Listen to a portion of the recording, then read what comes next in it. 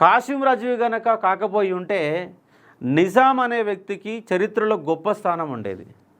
కాసిం రాజు యొక్క ఒత్తిడికి లోబడి హైదరాబాద్ సంస్థానమే ఆగమైపోయిన సందర్భం. అందుకే బండెనక బండి గట్టి 16 బండ్లు గట్టి ఏ బండ్ల పోతో కొడుకో నైజాము సర్కారోడా నాజీల మించినోడా అన్న పాట వచ్చింది. ఆ పాట అబద్ధం. మరి అసలు పాట ఏమున్నది సార్ అంటే ఒకసారి మీకు చూపించే ప్రయత్నం చేస్తాను. చూడండి అసలు పాట ఏమున్నది, ఇది చూడండి. అసలు పాట ఏముంది చూడండి. బండెనక బండి గట్టి 16 బండ్లు గట్టి ఏ బండ్ల పోతో కొడుకో నా కొడుకో ప్రతాపరెడ్డి. బండెనక బండి గట్టి 16 బండ్లు గట్టి ఏ బండ్ల పోత కొడుకో నా కొడుకో ప్రతాపరెడ్డి. నిజాం ఉన్నాడండి? నిజాం లేడు. నిజాం లేకుండా ఎవరున్నారు? నా కొడుకో ప్రతాపరెడ్డి ఉన్నాడు. ప్రతాపరెడ్డి పాత సూర్యాపేట జమీందార్ 1,50,000 ఎకరాల యొక్క జమీందారు. ఈ బండి యాదగిరి సేమ్ ఇదే క్వశ్చన్ మన బుక్లో ఉన్నది. ఆ బుక్లో ఉన్న క్వశ్చనే మన గ్రూప్ 2 వచ్చింది. మన బుక్ అయితే ఎవరు చదివారో ఈ పాట కరెక్ట్ ఆన్సర్ పెట్టారు. చదవని వాళ్ళంతా కూడా తప్పు పెట్టారు. ఎందుకంటే అందరూ కూడా ఏం పెట్టారు? నైజాం సర్కారోడా అని పెట్టారు. కానీ నైజాం సర్కారోడా అనే ఒక పాట మా భూమి సినిమాలో ఉందండి. మా భూమి సినిమా ఎప్పుడు వచ్చింది? 1980స్లో వచ్చింది. 1980స్లో మా భూమి సినిమాలో ఈ కొడుకో ప్రతాపరెడ్డి స్థానంలో నైజాం సర్కారోడా అనే ఒక పాట వచ్చింది. కాబట్టి ఇక్కడ చూడండి, బండెనక బండి గట్టి 16 బండ్లు గట్టి ఏ బండ్ల పోత కొడుకో నా కొడుకో ప్రతాపరెడ్డి. దొడ్లన్నీ గాలిపాయే ఎడ్లన్నీ ఎల్లిపాయే ఇకనైనా లజ్జ లేదా నా కొడుకో ప్రతాపరెడ్డి. దొడ్లన్నీ గాలిపాయే ఎడ్లన్నీ ఎల్లిపాయే ఇకనైనా లజ్జ లేదా నా కొడుకో ప్రతాపరెడ్డి. గొల్లోళ్ళ గొర్రెలు ఒడిసే రైతోళ్ళ బియ్యం ఒడిసే. గొర్రెలు ఒడిసే రైతోళ్ళ బియ్యం ఒడిసే ఇక ఏమి తింటావు కొడుకో నా కొడుకో ప్రతాపరెడ్డి. పెద్ద పంది సూరిగాడు సినపంది మల్లిగాడు మీ ఇద్దరిని తింటాం కొడుకో నా కొడుకో ప్రతాపరెడ్డి. అతనికి అనుచరులు పెద్ద పంది సూరిగాడు సినపంది మల్లిగాడు ఇద్దరిని తింటాం కొడుకో నా కొడుకో ప్రతాపరెడ్డి. అంటే ప్రతాపరెడ్డి సంబంధించినటువంటి పాట అయితే దీన్ని రాసింది ఎవరు సార్ అంటే బండి యాదగిరి రాసిండు. బండి యాదగిరి రాసిన పాటని ఇక్కడ మాబూ సినిమాలో వక్రీకరించేసి నైజాం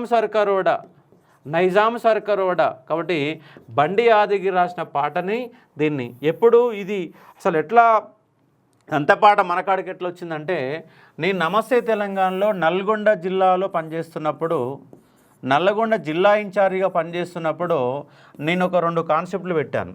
ఒకటేంటంటే ఉద్యమ పాట. ప్రతిరోజు ఎవరో ఒకరు పాట రాసినట్టు కవులు ఉద్యమ పాట పంపించేవాళ్ళు.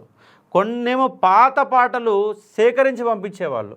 దీంతో పాటుగా బతుకు చిత్రం అని చెప్పేసి మరొకటి పెట్టాను. బతుకు చిత్రం. ఈ బతుకు చిత్రం ఏంటంటే వివిధ రకాల కులాల వాళ్ళు చేస్తున్న వృత్తి. గౌడ్స్ అనుకో తాడెక్కుతున్నటువంటి ఒక ఫోటో ఉంటుంది, దాని కింద చిన్న రైటప్ అందంగా రాసి ఉంటుంది.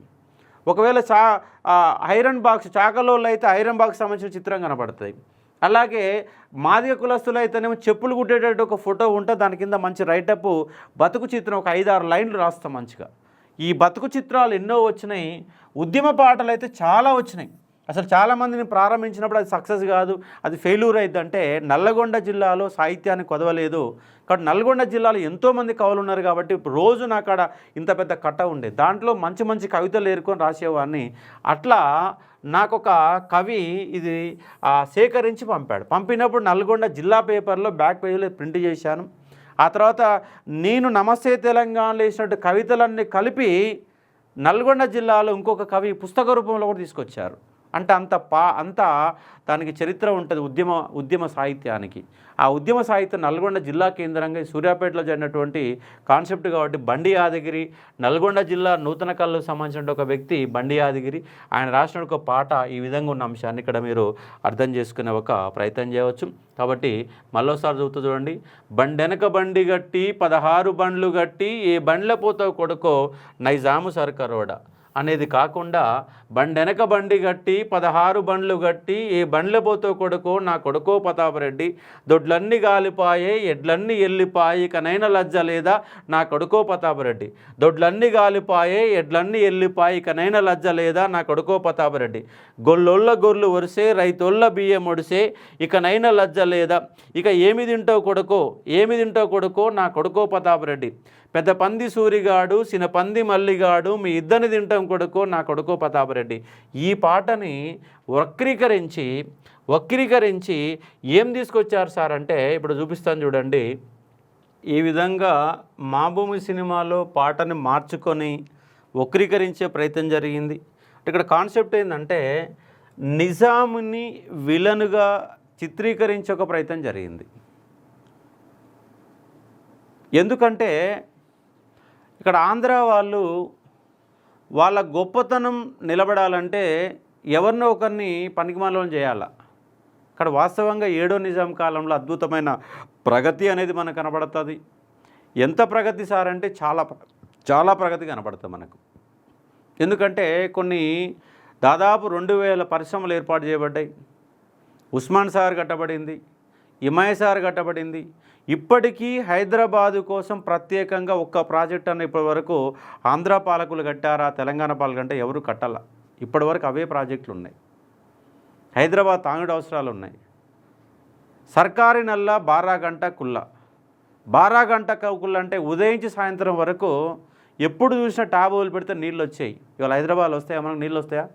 ఎప్పుడో పొద్దుగాల 4ంటికో 5ంటికో ఒక గంట సేపు వస్తే గంట సేపు పట్టుకోవాలా. వాళ్ళు పట్టుకున్న మీటర్కి దాన్ని నల్ల పెట్టాలా. కానీ బజార్లలో సందులల్లో మొత్తంగా ఓపెన్ టాప్ నల్లాలు ఉండేవి. నల్లాలు మొత్తం కూడా 12 గంట వచ్చేవి. ఇక్కడ హైదరాబాద్ నగర అభివృద్ధి ప్రదాత ఎవరు సార్ అంటే నిజాములే. ఇక్కడ అసెంబ్లీ భవనం ఉంది, ఉస్మానియా ఆసుపత్రి ఉంది, గాంధీ ఆసుపత్రి ఉంది, సికింద్రాబాద్ రైల్వే స్టేషన్ ఉంది, కాచిగూడ రైల్వే స్టేషన్ ఉంది, నాంపల్లి రైల్వే స్టేషన్ ఉంది. ఇవాళ తెలంగాణలో ఉన్న రైలు పట్టాలు మార్చవచ్చు. కానీ 70% రైల్వే నిర్మాణాలు ఇవాళ కూడా కొనసాగుతున్న అంశం అర్థం చేసుకోవచ్చు. కాకపోతే సామాజికంగా సాంస్కృతికంగా జనజీవనం ఇబ్బంది పడింది, అది వాస్తవము.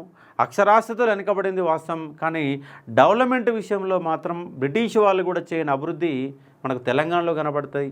రైల్వేలు, అలాగే టెలిఫోన్ సౌకర్యాలు, దాంతోపాటు విమాన సౌకర్యాలు, బ్యాంకు కార్యక్రమాలు, ఉస్మానియా యూనివర్సిటీ ఏర్పాటు చేయడం, ఇట్లా ఎన్నో రకాల అభివృద్ధి అనేది 7వ నిజాం కాలంలో కనబడితే ఆయన మాత్రము నీ గోల్కొండ కోట కింద నీకు గోరీగడతం కొడక అని చెప్పేసి మాబూ సినిమాలో దానికి ఆ పాటకు అనుకూలంగా పాట మార్చిన సందర్భాన్ని వచ్చిన అంశంగా మీరు అర్థం చేసుకునే ఒక ప్రయత్నం చేయవచ్చు. ఇది ఉన్నటువంటి కాన్సెప్ట్గా గుర్తుపెట్టుకోండి. కాబట్టి యథాతథ ఒప్పందం కనుక మనకు ఇంప్లిమెంట్ అయ్యి ఉంటే కొంతకాలం పాటు హైదరాబాద్ సంస్థానము ఇంకా తన మనుగడని కొనసాగించేది, కొనసాగకుండా ఆగిపోయిన అంశాన్ని ఇక్కడ అర్థం చేసుకునే ఒక ప్రయత్నం చేయవచ్చు.